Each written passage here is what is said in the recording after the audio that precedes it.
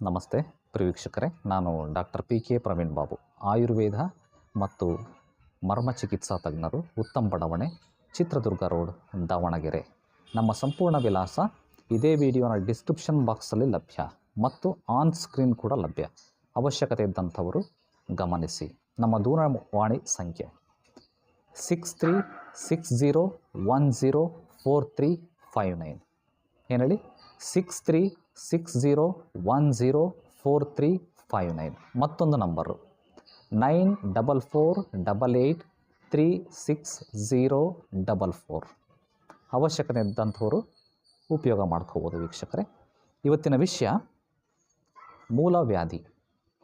ವೀಕ್ಷಕರೇ, ಮೂಲವ್ಯಾಧಿ ಅನ್ನೋ ಹೆಸರು ಯಾಕೆ ಬಂತು?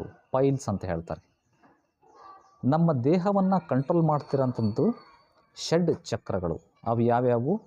ಮೂಲಾಧಾರ ಚಕ್ರ, ಸ್ವಾಧಿಷ್ಠಾನ ಚಕ್ರ, ಮಣಿಪೂರ ಚಕ್ರ, ಹೃದಯ ಚಕ್ರ, ವಿಶುದ್ಧ ಚಕ್ರ, ಆಜ್ಞಾ ಚಕ್ರ ಮತ್ತು ಸಹಸ್ರಾರ ಚಕ್ರ ಅಂತೇಳಿ ಷಡ್ ಚಕ್ರಗಳು ನಮ್ಮ ದೇಹವನ್ನು ಕಂಟ್ರೋಲ್ ಮಾಡ್ತಾ ಇದ್ದವು.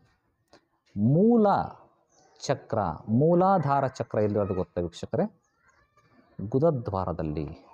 ಯಾವಾಗ ಮೂಲಾಧಾರ ಚಕ್ರದಲ್ಲಿ ವ್ಯತ್ಯಾಸಗಳಾಗ್ತವೆ, ನ್ಯೂನತೆಗಳು ಉಂಟಾಗ್ತವೆ, ಆವಾಗ ಮೂಲಾಧಾರ ಚಕ್ರದಲ್ಲಿ ಆಗುವಂತಹ ವ್ಯಾಧಿಗೆ ಮೂಲವ್ಯಾಧಿ ಅನ್ನುವ ಹೆಸರನ್ನು ನಮ್ಮ ಆಯುರ್ವೇದಾಚಾರ್ಯರು ಇಟ್ಟರು. ಇರಲಿ, ವಿಷಯಕ್ಕೆ ಬರೋಣ. ಕಾರಣ, ಲಕ್ಷಣ, ಮನೆಮದ್ದು ಮತ್ತು ಚಿಕಿತ್ಸೆ. ವೀಕ್ಷಕರೇ, ಕಾರಣ ಕಂಟಿನ್ಯೂಸ್ ಕೂತ್ಕೊಳ್ಳೋ ಅಂಥದ್ದು, ಫಿಸಿಕಲ್ ಎಕ್ಸಸೈಸ್ ಇಲ್ಲದೇ ಇರೋ ಅಂಥದ್ದು, ಭಾಳ ಭಾರವನ್ನು ಎತ್ತ ಅಂಥದ್ದು, ಜಿಮ್ ಮಾಡೋ ಅಂಥವ್ರು, ಹಮಾಲರು, ವೇಟ್ ಎತ್ತ ಅಂಥವ್ರು, ಕೂಲಿ ಕಾರ್ಮಿಕರು, ಇವರಿಗೆಲ್ಲರಿಗೂ ಕೂಡ ಮೂಲವ್ಯಾಧಿ ಬರುವಂತಹ ಸಾಧ್ಯತೆ ಹೆಚ್ಚು. ಯಾರಿಗೆ ಬರ್ತವೆ ಅಂತ ತಿಳ್ಕೊಂಡ್ರಿ. ಯಾಕೆ ಬರುತ್ತೆ? ಯಾವಾಗ ಮೂಲಾಧಾರ ಚಕ್ರದ ಮೇಲೆ ಪ್ರೆಷರ್ ಬೀಳ್ತದೆ, ಗುದದ್ವಾರದ ಮೇಲೆ ಪ್ರೆಷರ್ ಬೀಳ್ತದೆ, ಭಾರ ಎತ್ತುವಾಗ ಮೂಲಾಧಾರ ಚಕ್ರದ ಮೇಲೆ ಪ್ರೆಷರ್ ಬೀಳ್ತದೆ, ಜಿಮ್ ಮಾಡುವಾಗ ಮೂಲಾಧಾರ ಚಕ್ರದ ಮೇಲೆ ಪ್ರೆಷರ್ ಬೀಳ್ತದೆ, ಕಂಟಿನ್ಯೂಸ್ ಕೂತ್ಕೊಂಡಾಗ bank employees, software engineers, clerks ಕೂತ್ಕೊಂಡೇ ಕೆಲಸ ಮಾಡುವಾಗ ಮೂಲಾಧಾರ ಚಕ್ರದ ಮೇಲೆ ಪ್ರೆಷರ್ ಬೀಳ್ತದೆ. ಅದ್ರ ಜೊತೆಗೆ ಮಲಬದ್ಧತೆ ಇರೋಂಥವರು ಪ್ರೆಷರ್ ಆಗ್ತಾರೆ. ಮೂಲಾಧಾರ ಚಕ್ರದ ಮೇಲೆ ಪ್ರೆಷರ್ ಜಾಸ್ತಿ ಬಿದ್ದಾಗ ಮೂಲವ್ಯಾಧಿ. ಈಗ ಅರ್ಥ ಆಯ್ತಾ? ಕಾರಣ ಗೊತ್ತಾಯಿತು ಯಾಕೆ ಅಂತ. ಲಕ್ಷಣ ಏನು ವೀಕ್ಷಕರೇ?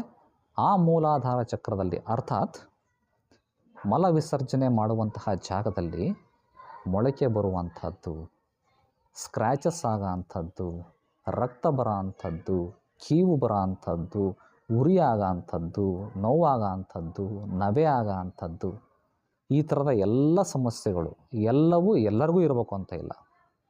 ಹಲವರಿಗೆ ಕೆಲವರಿಗೆ ಹಲವು ಲಕ್ಷಣಗಳು ಕಂಡು ಬರುವಂತಹ ಸಾಧ್ಯತೆ. ಹಾಗಾದರೆ ಕಾರಣವನ್ನು ತಿಳ್ಕೊಂಡ್ರಿ, ಯಾರಿಗೆ ಬರೆಯುತ್ತೆ ಅಂತ ತಿಳ್ಕೊಂಡ್ರಿ, ಲಕ್ಷಣಗಳನ್ನು ತಿಳ್ಕೊಂಡ್ರಿ. ಹಾಗಾದರೆ ಇದಕ್ಕೆ ಪರಿಹಾರ ಆಪ್ರೇಷನ್ನ? ನಿಮ್ಮ ಪ್ರಶ್ನೆ ವೀಕ್ಷಕರೇ.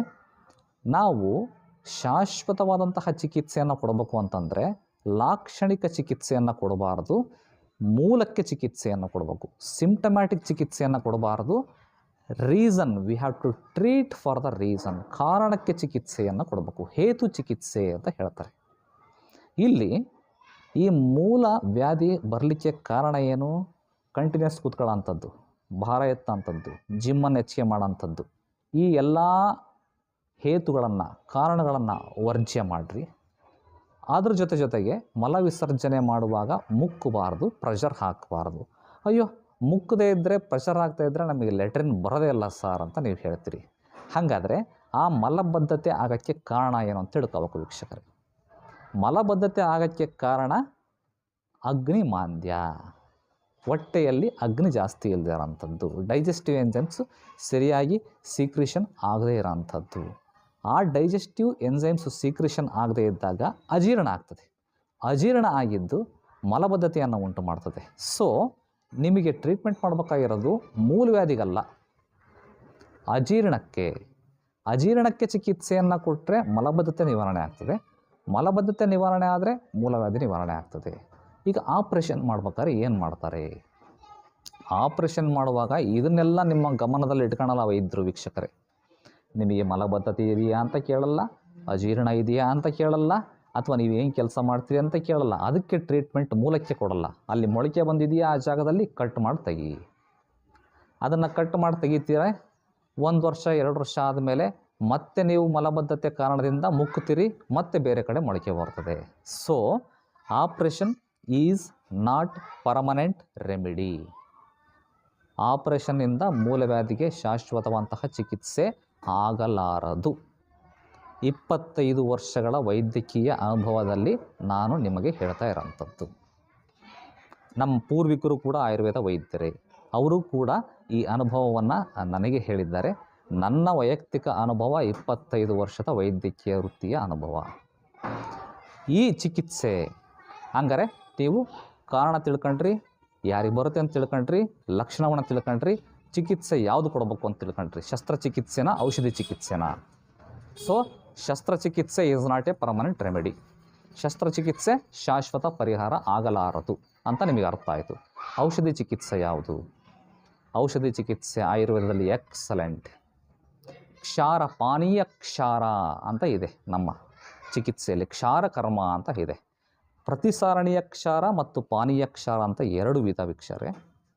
ಪ್ರತಿಸಾರಣೀಯ ಅಂತಂದರೆ ಲೋಕಲ್ ಅಪ್ಲಿಕೇಶನ್ನು.